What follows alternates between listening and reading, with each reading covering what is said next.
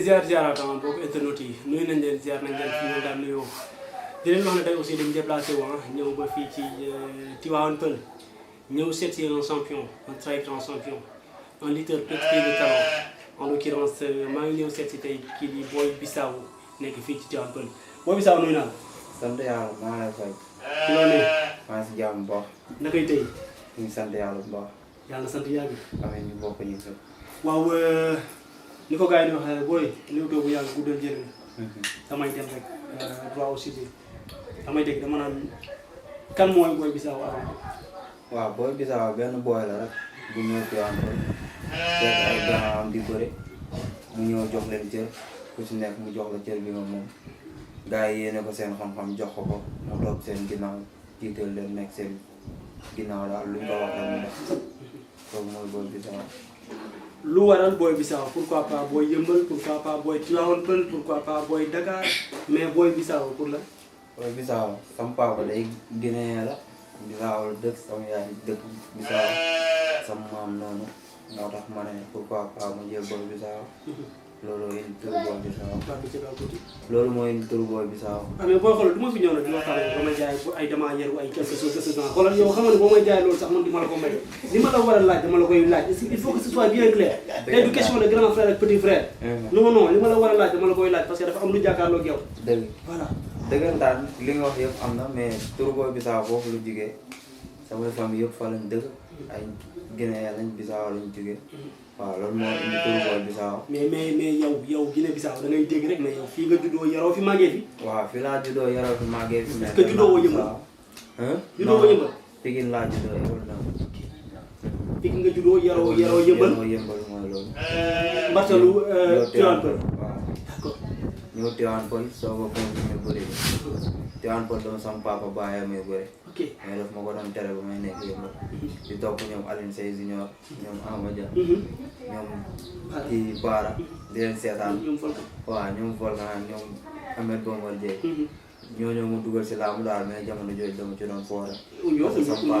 waaw parce que boobu sama papa daf ma doon tere bëri. waaw ba ma ñëwee Tivaouane Peulh nag si la ma nee carrément fu mu toll nii mun ngaa bëri. maanaam da nga daan làqu dem di bëri. dama daan làqu dem bëri su ma bëree ba daan. su ma amee drapeau ko ñoom papa laa koy bàyyi. sama benn xarit bi ñu naan papa moo doon denc drapeau yëpp. mooy loolu. ba ma ñëwee Tivaouane Peulh daal si la ma libéré pour may bëri. d'accord nga nekk xale bu ndaw commencé di fooy bëri. nekkoon ci koñ boo xam ne dafa bëri woon ay mbër lim ba fi léegi ay Amadia ay Baara ay Volcan. yaa ngi may dégg ba sa mbokk yi sax ñoom union daan nañu bëree. yaa ngi may dégg nga daan sàcc di bëree mu mel ni paa bi dafa ko daan tere. yaa ngi may dégg nga ñëw Tivaouane Peulh benn instant paa bi jox la feu vert. la nangu naa nga bëri avant tout lan moo taxoon dèjà sa waajur bu góor nii sa papa ba ñoom ngay bëri. ah xëy na daa am gisoon rek moo tax. mu doon tere mais ba mu ñëwee ba Tivaouane Peulh xam na ni carrément ni man fu mu toll nii bëri laa bëgg moo tax mu libéré la.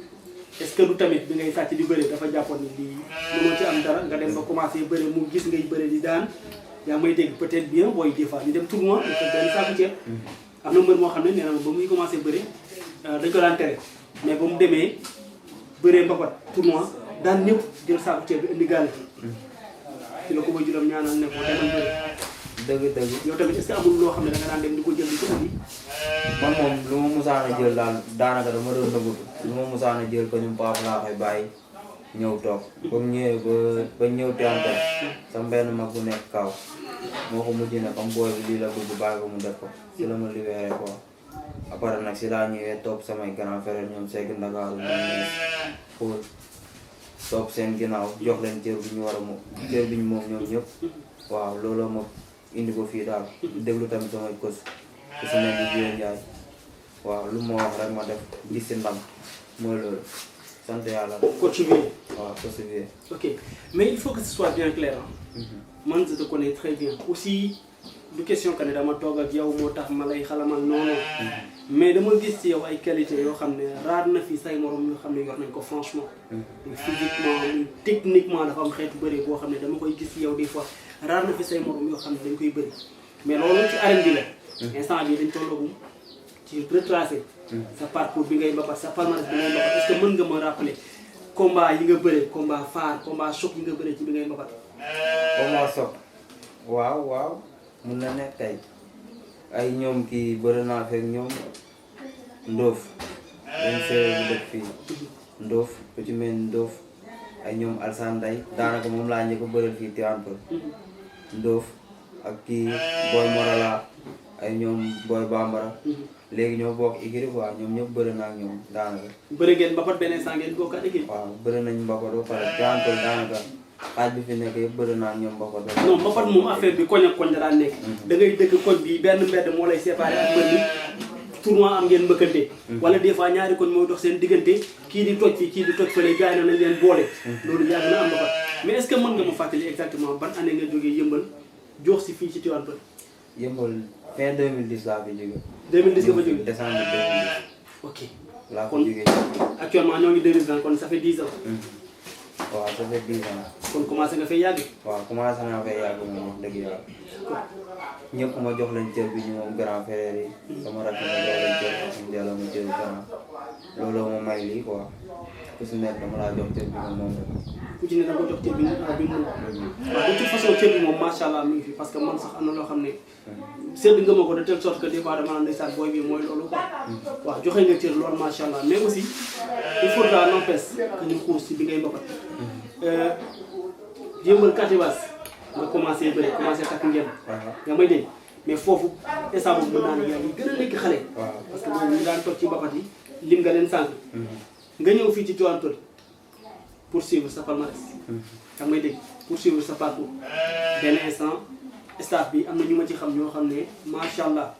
Laurent sa mag la. xam ngay dégg kooku moom mën naa ne sax mën naa koo bañ a lim. ay ñoom Roger te ñoom Baye Mbaye yaa may dégg ay ñeneen ak ñeneen ak ñeneen ñoo xam ne dama ñëw gis staff bi gars yi taxaw taxawaay boo xam ne daf may leer nit ñi wóolu nañu mbër mi ñu yor. yaa may dégg mais aussi loolu mën naa ne da nga ko liggéey ci bi ngay mbapat.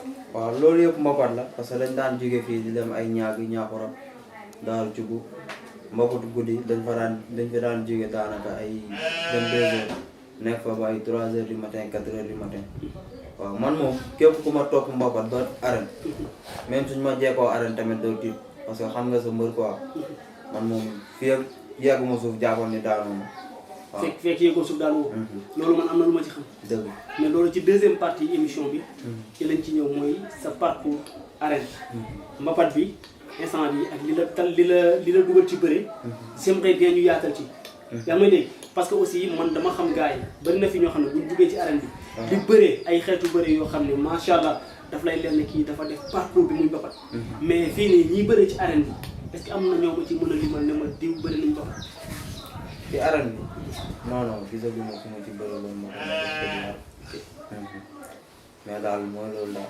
mais daal am na loo def ci mbapat. waaw bëri na moom lu ñu def si mbapat. tournoi yi mën nga ma limal ñaata drapeau nga jël si tournoi. tournoi yi drapeau yi ñu jël bëri na de Tivaouane Peulh def jël na ci drapeau yu bëri. yu bëri maanaam ñaar ñett wala. ay ñeenti drapeau. ay jàpp 4 5 6 7. non man maa lay kaañoo rek. non boo ma ne bëri na xam naa ne mooy loolu.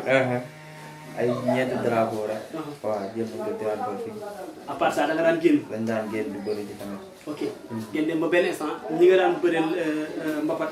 fii ci Tivaouane Peulh instant yi bëri na ci ñoo xam ne yéen a bokkaat benn équipe. waaw daanaka ñëpp ñoo bokk équipe moom. léegi booy génn yéen ñëpp drapeau Tivaouane Peulh. moom ngeen di défendre. ñu toll ni moom daanaka mbër buy génn Tivaouane Peulh. couleur Tivaouane Peulh ngay teewal. kon ñëpp ci jàpp. waaw moo tax képp kuy bëre Tivaouane Peulh rek. ma lay yéene nga am ndam parce que sa ndam sama ndam. entraînement yi nan la fay demee parce que man ñi la ko jëmee du benn personne du ñaari personne du ñetti personne booy Bissau dafa ñeme entraînement comment ça se passe. waaw comme dañoo ne làmb entraînement la moo tax saa su nekk rek dañ ciy nekk comme nu soudeur bi di xëyee di dem atelier waaw noonu lañ koy jàppoo rek duñ xëy nekk suñuy entraînement parce que tamit ay nit bu ñuy toog sa ginnaaw te boo sibbee ko war nañoo gis lu tax ñu toog sa ginnaaw ay nit bu ñu toog sa ginnaaw te boo sibbee ko rek war nañoo gis lu tax ñu toog sa ginnaaw waaw ñaanuñu yàlla nag dem làmb simbee ko ñu ne leen seen mbër kii bu quoi entraînement moo tax saa su nekk rek dañuy rey seen bopp ci entraînement. waaw juste pour te dire que Tivaouane Peulh fi ngeen dëkk am na mbër yu jógee Médina taal seen i dér ñëw ba Tivaouane Peulh pour entraîner am na ñuy jógee Parcelles taal seen i dér ñëw ba Tivaouane Peulh pour entraîner am na ñuy jógee Pikine taal seen oto ñëw ba Tivaouane Peulh pour entraîner léegi bu ñu ne bëri Tivaouane Peulh la dëkk kooku moom mën naa ne bu entraîné wul mën naa ne ci moom la mais gars yi dañ naan des fois diin yi sa waay n'importe quelle heure la fay nekk.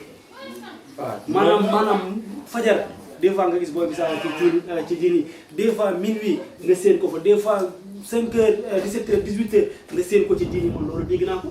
waaw loolu la dañoo ne gën a jege gën a yëy waaw gën a jege gën a yëy parce que comme mbëri si bi ci fii la ñuy ëpp seen doole comme du yoon tamit ñun ñuy dem si mbéeku ñu ne ñu entraîné wu ñu ne la Tivaouane Peulh la jóge entraîné wu loolu du yoon quoi pour man.